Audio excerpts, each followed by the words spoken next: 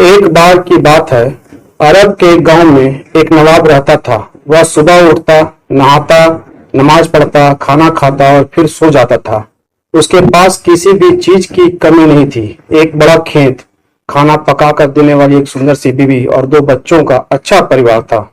सब कुछ होने के बाद भी नवाब के घर वाले एक बात से बहुत परेशान थे। वो बात यह थी कि नवाब बहुत आलसी था। वह कोई भी काम खुद नहीं करता था और दिन भर सोता रहता था। एक दिन जब वह सो रहा था, अचानक से बच्चों का शोर सुनकर नवाब जाग गया और उसने देखा कि उसके दरवाजे पर एक फकीर आया है। नवाब और उसकी बीवी ने फकीर का स्वागत किया और उन्हें भोजन कराया। भोजन के बाद नवाब ने फकीर की खूब सेवा किया।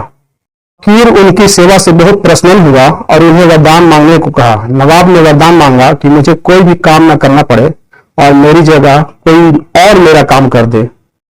तब फकीर उसे वरदान में एक जिन देता है और साथ में यह भी कहता है कि जिन को हमेशा व्यस्त रखना, अगर उसे काम नहीं दिया तो वह तुम्हें खा जाएगा।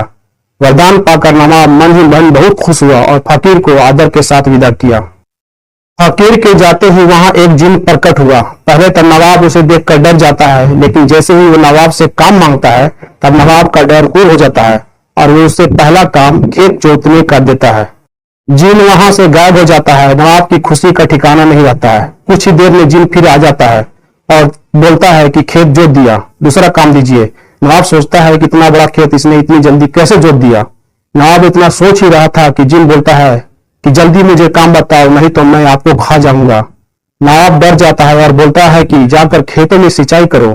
जिन फिर वहां से गायब हो जाता है और थोड़ी देर में फिर आ जाता है। जिन आकर बोलता है कि खेतों में सिंचाई हो गई है, अब अगला काम बताइए। नवाब एक एक करके सभी काम बताता जाता है और जिन उसे चुटकियों में पूरा कर देता है। नवाब की बीवी यह सब देख रही थी। उसे अपने पति के आलसीपन पर चिंता होने लगी थी। शाम होने से पहले ही जिन सभी काम कर देता है। सब काम करने के बाद जिन नवाब के पास आ जाता है और बोलता है कि अगला काम बताइए, नहीं तो मैं आपको खा जाऊंगा। अब नवाब के पास कोई भी काम नहीं बचा था जो उसे करने के लिए कह सके। उसे चिंता होने लगी थी और वह बहुत डर जाता है। जब नवाब की बीवी अपने पति को डरा हुआ देखती है तो वह अपने पति को इस संकट से निकालने के बारे में सोचने लगती है। वह नवाब से बोलती है कि स्वामी, आप अगर मुझे वचन देंगे कि आप कभी भी आलस नहीं करेंगे और अपने सभी काम खुद करेंगे तो मैं इस जिन को काम दे सकती हूँ।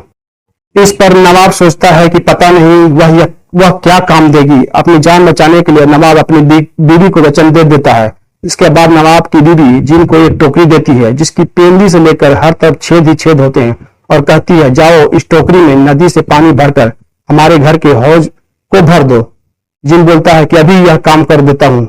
यह बोलकर वहां से चला जाता है। एक दिन बीतता है, 2 दिन बीतते हैं, 3 दिन बीतते हैं और ऐसे करके हफ्ता बीत जाता है पर जिन नहीं आता है। नवाब को इत्मीनान हो जाता है कि अब जिन कभी लौटकर नहीं आएगा और वह उस दिन के बाद से आलस को छोड़कर अपना काम खुद करने लगता है और अपने परिवार के साथ खुशी खुशी रहने लगता है। कहते हैं कि उस दिन के बाद से आज तक जिन उस टोकरी में पानी भरने की कोशिश में लगा हुआ है। रात को उस नदी से पानी भरने की और गिरने की आवाज आती है। तो दोस्तों, इस कहानी से हमें यह सीख मिलती है कि हमें कभी भी आलस नहीं करना चाहिए।